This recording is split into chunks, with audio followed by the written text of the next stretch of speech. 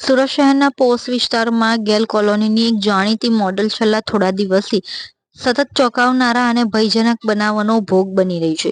છેલ્લા 12 કલાકમાં જ તેમણે શહેરના 2 અલગ-અલગ પોલીસ મથકમાં અલગ-અલગ પ્રકારની ફરિયાદો નોંધાવી છે. જ્યાં એક તરફ વેસુ વિસ્તારમાં રાત્રે તેમની પાર્કિંગમાં ઊભેલી મર્સિડીઝ કારને અજાણ્યા ઈસમોએ આગ લગાવી હતી. બીજી તરફ અલથાણ પોલીસ મથકમાં મિતેશ જૈન નામના વેપારી સામે ફેક ઇન્સ્ટાગ્રામ એકાઉન્ટ બનાવીને તેમના અંગત ફોટા સોશિયલ મીડિયા પર અપલોડ કરવાના ગુના માટે પણ ફરિયાદ નોંધાવી છે.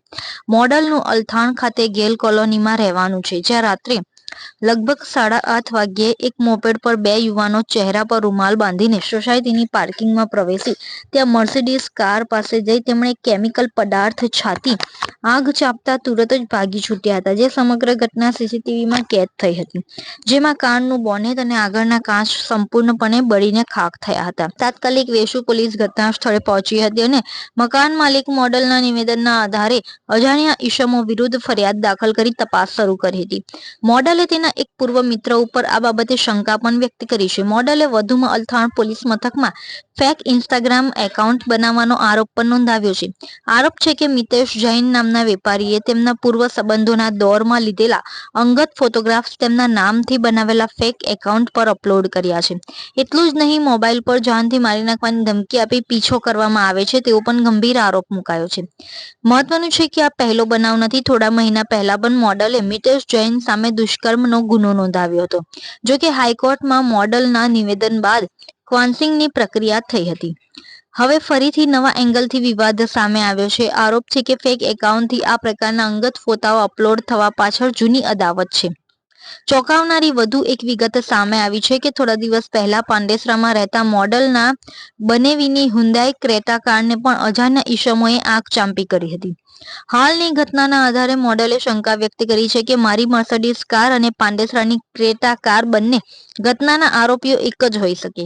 આ મામલે ડીસીપીએ જણાવ્યું છે કે વેસુ અને અલથાણ બંને પોલીસની ટીમે ઘટના પાછળના હેતુ અને સંબંધિત લોકોની ભૂમિકા વિશે ગંભીરતાથી તપાસ હાથ ધરી છે.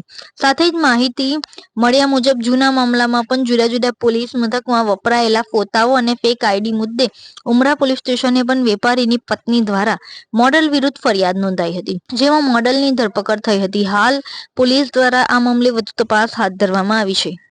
उसमें अल्थान पुलिस स्टेशन में एक मॉडल है, उन्होंने एक फरियाद की है कि पहले यही मॉडल ने एक रेप का गुना अल्थान पुलिस स्टेशन में दाखिल करवाया था एक मितेश संपत जैन के विरुद्ध में. तो अभी मॉडल ने आके दोबारा से फरियाद की है कि जो मितेश जैन है उसके पास मेरे पहले की जो इंस्टाग्राम आईडी है और मेरी मेल आईडी उनके पासवर्ड थे, तो वो लॉगिन करके मेरी आईडी भी कई बार यूज़ करने की कोशिश करता था.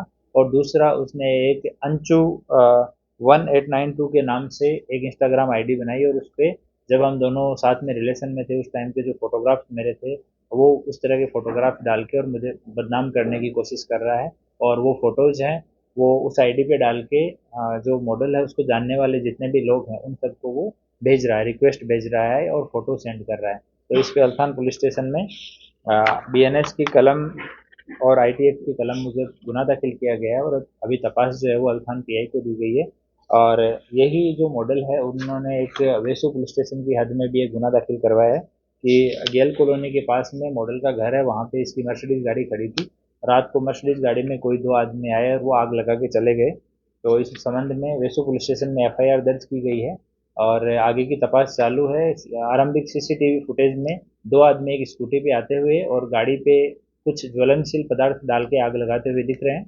और कंटिन्यू हमारी जो वेसु पुलिस स्टेशन का सर्वेलेंस स्क्वाड है वो और LCB की टीम है वो इनको पकड़ने के लिए लगी हुई है.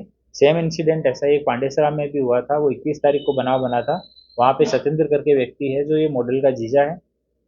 वहाँ मॉडल के जीजा के घर के पास में क्रेटा गाड़ी खड़ी थी, तो उस क्रेटा गाड़ी में आग लगा के 2 लोग चले गए थे. उस दिन वहाँ आसपास CCTV फुटेज नहीं था, तो जो जिसकी गाड़ी थी उसको भी और पुलिस को भी सबको यही लगा कि ये आग कोई नेचुरली ऐसे ही किसी कारण से गाड़ी में आग लग गई, तो उस तरह से वहाँ जानवर-जोग ली गई थी. लेकिन जब वेसु में बनाव बना उसके बाद में दोनों जगह के आसपास के CCTV देखे तो दोनों में सेम स्कूटी और सेम आरोपी हैं. तो अभी दोनों पुलिस स्टेशन की टीम जो है इन आरोपियों को ढूंढने के लिए लगी हुई है. तो इस तरह से ये 3 बनाव जो है रजिस्टर है. हाँ, उसमें दोनों के बीच में समाधान हो गया था और जो अर्जदार है ये पीड़िता मॉडल थी, इसके ही निवेदन के ऊपर बाद में हाईकोर्ट से वो एफआईआर जो है क्रॉस हो गई।